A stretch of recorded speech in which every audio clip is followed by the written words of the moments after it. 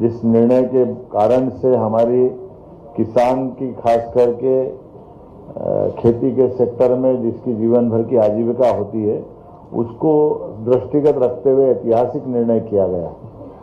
मुझे इस बात का संतोष भी है। माननीय अध्यक्ष जी आज हमारे साथ हैं, माननीय हेमंत खंडेलवाल जी, हमारे मीडिया प्रभारी आशीष जी, इस अवसर पर SCS, PS, रेवेन्यू और हमारे मनीष सिंह जी CPR, हम सब मिलकर के आज जो आपकी जानकारी में है, आज कैबिनेट के माध्यम से एक बड़ा निर्णय हुआ है। ये किसानों के हित में खासकर कृषकों की भू अर्जन को लेकर के इनकी भूमि का 4 गुना मुआवजा देने का निर्णय किया गया है। ये हमारे राज्य का एक ऐतिहासिक निर्णय है, इसको सरल भाषा में इसको फैक्टर 1 से बढ़ाकर 2 करना बोलते हैं, जिसके कारण से किसानों को उनकी भूमि का अधिक न्याय संगत और सम्मानजनक प्रतिकर किसी की भूमि का अर्जन होगा उसको उस गाइडलाइन के मुआवजे से ग्रामीण क्षेत्र में 4 गुना दिया जाएगा। इसमें कोई कॉम्प्लिकेशन नहीं, इसके कॉम्प्लिकेशन की सरलता से हमने 1 और 2 नगरीय क्षेत्र के अंदर उसका गाइडलाइन का डबल, क्योंकि नगरीय क्षेत्र की गाइडलाइन तो वैसे ही हर बार बढ़ती रहती है, लेकिन ग्रामीण क्षेत्र में बड़े पैमाने पर हमारे जितने बड़े प्रोजेक्ट चल रहे हैं, उल्लेखनीय है कि ये उसके लिए बेस लाइन का काम करेगा। इसलिए मध्य प्रदेश भूमि अर्जन और पुनर्व्यवस्थापन में उचित प्रतिकरण पारदर्शिता का अधिकार अधिनियम 2013 जो लागू हुआ था, इसको भू अर्जन अधिनियम 2013 बोलते हैं। इसकी धारा 26 के अंतर्गत भूमि के मूल्य निर्धारण के जो सिद्धांत प्रतिपादित किए गए, उसमें हमने किसानों को उचित प्रतिकर देने का निर्णय और पारदर्शी और पुनर्वास की व्यवस्था का इसमें यह निर्णय किया है। उल्लेखनीय है कि वर्ष 2014 में मध्य प्रदेश में फैक्टर 1 डिक्लेयर था, उसके कारण से कलेक्टर गाइडलाइन रेट प्लस 100% इसमें जोड़ने की बात थी, तो खास करके ये लगभग 2 गुना मुआवजा होता था। तो 2 गुना से करने से कई बार हमको स्पेशल कई सारे निर्णय पैकेज भी देना पड़ते थे या कई प्रकार से लोगों का आक्रोश भी आता। तो इसलिए अब हमने इसमें सरलीकृत रूप से ग्रामीण क्षेत्र में 4 गुना और शहरी क्षेत्र में 2 गुना, तो शहरी और ग्रामीण में समान रूप से इसको एक तरह से पहले लागू किया था, लेकिन अब हमने थोड़ा संशोधन किया, क्योंकि गांव की और शहर के अंदर जमीन आसमान का अंतर होता है। और खास करके हमने सबने देखा कि इसके कारण से हमारे विकास के कई सारे बड़े प्रोजेक्ट भी प्रभावित हुए हैं, क्योंकि जब असंतोष होता है, थोड़ा मन में भाव आता है, तो उसका असर पड़ता है। अब ये जरूरी इसलिए था कि हमारे यहाँ राज्य में विकास की गति हमने तेज खोली है, तो लगभग 70-75 हजार करोड़ का पूंजी निवेश हम प्रति वर्ष कर रहे हैं। ऐसे समय में लैंड एक्विजिशन को लेकर के इसके आने वाली कठिनाइयों का हल निकालते हुए इसमें सड़क, पुल, रेलवे लाइन, राष्ट्रीय राजमार्ग, एक्सप्रेसवे, सिंचाई परियोजना, अधोसंरचना विकास, ऐसे कई कामों को लेकर के इसके कारण से हमको इसकी मदद मिलेगी। उल्लेखनीय है कि ये भाव हमारे मन में ये सारी कठिनाइयों को महसूस करने के लिए इस दिशा में बढ़े थे हम 7 नवंबर 2025 को कि हमको इस पर विचार करना चाहिए, इस दिशा में आगे बढ़ेंगे।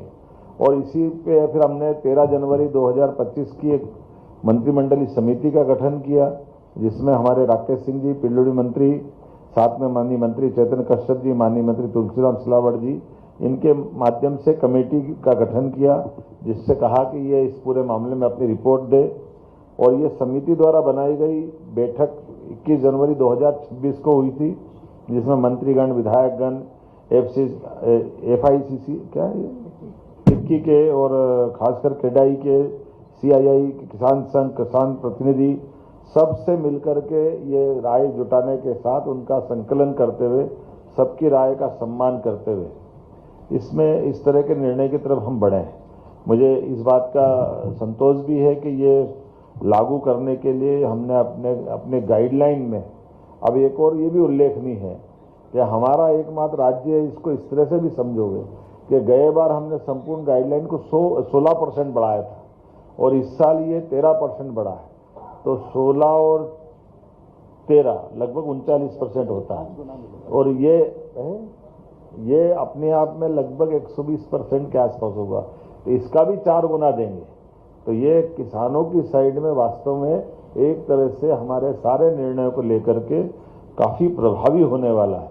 और इसके बाद गजट अधिसूचना के बाद सभी भू अर्जन के आदेशों पर इसको लागू करने के लिए हम अधिसूचना जारी कर रहे हैं। और साथ ही साथ पीडब्ल्यूडी की 1281 हेक्टेयर भूमि, जिसका हम लगभग 742 करोड़ का, ये 3 साल का रिकॉर्ड है पिछले, जो कुल लगभग 10,000 करोड़ का। अब ये बदलते हुए हम वैसे, मैं अगर अलग अलग आंकड़े अलग अलग विभागों को बताता हूँ तो ये एमपीआरडीसी का 1573 हेक्टेयर का लगभग 2,500 करोड़ का मुआवजा था। और ये एनएचआई है ना, इसका 7,500 हेक्टेयर से लगाकर 6,000 करोड़ का था। तो अब ये सीधे सीधे आप इनको अगर अपन जोड़ेंगे तो ये अपने आप में बड़ा आंकड़ा हो जाएगा, जिसको बोलने में भी अच्छा नहीं लगेगा, लिखने में अच्छा लगेगा। अपने लिए ये 4 गुना करते जाएंगे तो हमारे लिए मान के चलो कि अकेले जल संसाधन नर्मदा घाटी में भी 4,500 हेक्टेयर का भू अर्जन, ये 1,000 करोड़ का मुआवजा निर्धारित था। इसका लाभ कैसे मिलेगा? शासन और किसानों पर सकारात्मक प्रभाव पड़ेगा। विकास में हम एक तरह से उनको भागीदार बना रहे हैं, क्योंकि कोई जमीन छोड़ता है तो बदले में उसको लेने के लिए अपनी जमी जमाई व्यवस्थाओं में हटना भी कठिन चुनौती होती है। ऐसे में योग्य प्रकार से नई जमीन लेने के लिए भी उसको इससे मदद मिलेगी और भू अर्जन के कार्यों में तेजी होगी, परियोजना समय पर आएगी, भू अर्जन विवादों को टाला जाएगा, विकास कार्य निर्विघ्न होंगे, ग्रामीण अर्थव्यवस्था मजबूत होगी, किसान समृद्ध होंगे। इसलिए केवल हमारा निर्णय नहीं है, किसानों के संकल्प का, उनके समाधान का निर्णय, जिसमें किसान हित सर्वोच्च प्राथमिकता के साथ ले रहे हैं। विकास और किसान साथ साथ है, संवेदनशील, निर्णायक, और ये नेतृत्व की दृष्टि से हमने अपने सामूहिक नेतृत्व में इस बात को स्वीकारा है। इसलिए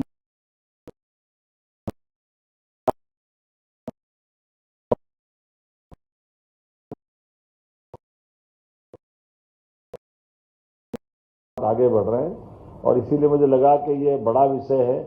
इस विषय में हमारी अपनी सबकी एक बार इस तरह से चर्चा होना चाहिए, क्योंकि ये बात भी सही है कि हम देश के मध्य में बैठे हैं और मध्य में बैठने से हमारे लिए सभी सेक्टर में समान रूप से, जैसे आपकी जानकारी में है, हमने तय किया कि हमारे बजट को अब वर्तमान चुनौतियों के बीच में भी हमारे विकास को भी और इसको लगभग 14% की ग्रोथ से बढ़ाते हुए 5 साल में डबल करेंगे।